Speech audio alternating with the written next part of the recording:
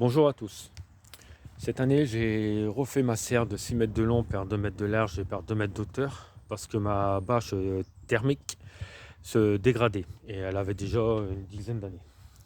Donc j'ai tout retiré et je me suis investi dans une bâche diffusante que c'est un petit peu plus cher mais c'est rentabilisé.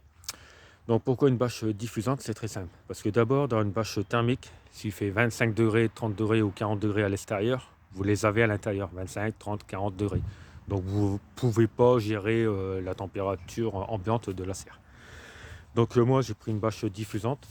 C'est très simple parce que s'il fait 25 degrés, 30 degrés ou 40 degrés, maximum que vous pouvez avoir dans la serre, ça sera 30 voire 35 degrés. Mais c'est gérable. Pourquoi? Parce qu'il y aura 35 degrés en haut, au milieu et en bas de la serre. La chaleur est diffusée partout grâce à cette bâche. Donc cette bâche, elle est enterrée entre 20 et 25 cm de profondeur et 20-25 cm de largeur avec de la terre, tout ça. C'est des serres que je fabrique moi-même, donc avec des tubes galvanisés. Et voilà. Donc sur ces serres, je fais tout le temps deux portes. Une porte pour que l'air rentre et une porte pour que l'air sorte. Donc on va ouvrir la première porte, la deuxième porte est là-bas au fond. Et je fais tout le temps deux portes chaque côté. Donc je fais aussi deux portes en plus. Pourquoi? Avec du filet anti-grêle pour pas que mon chat, des chiens ou des oiseaux rentrent à l'intérieur et foutent le bordel dans la serre. Tout a été pensé. Donc moi je mets aussi mon papier bulle de 30 mm. C'est un gros papier bulle spécial serre. Pourquoi je mets ça? Parce que s'il fait moins 5 dehors, à l'intérieur de la serre, ça va faire 0. Parce qu'il faut savoir que dans une serre, ça gèle.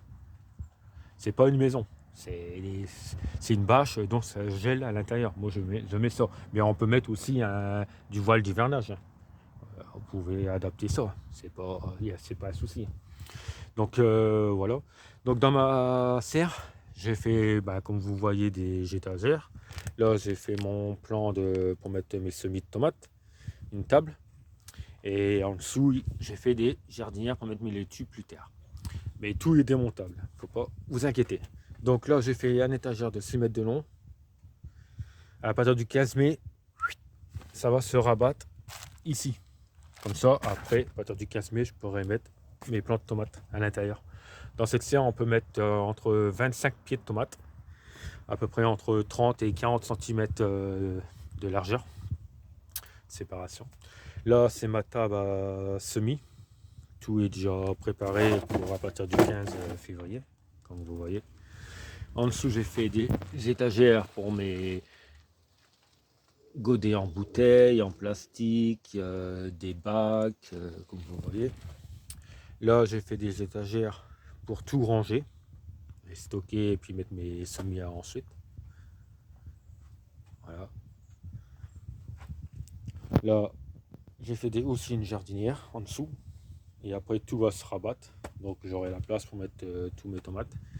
Et dans cette serre, j'ai passé aussi l'électricité. Pourquoi? Parce que je mets aussi un chauffage automatique de 1200 watts. Que quand la chaleur, quand la froidure va se mettre à l'intérieur, moi je la règle à 5 degrés et elle va s'arrêter entre 6 et 7 degrés. Et tout seul, automatique. Donc chaque année, du 15 février au 15 mai, je vais consommer en électricité entre 50 et 60 euros de plus que pour cette serre. Donc ce chauffage automatique s'allume peut-être entre 2 voire 4 fois dans la nuit. Ça dépend des températures à l'extérieur, mais qui va fonctionner entre 2 et 3 minutes. Donc c'est intéressant aussi avec un thermostat, tout ça. Mais je vous ferai une autre vidéo pour vous expliquer comment ça fonctionne.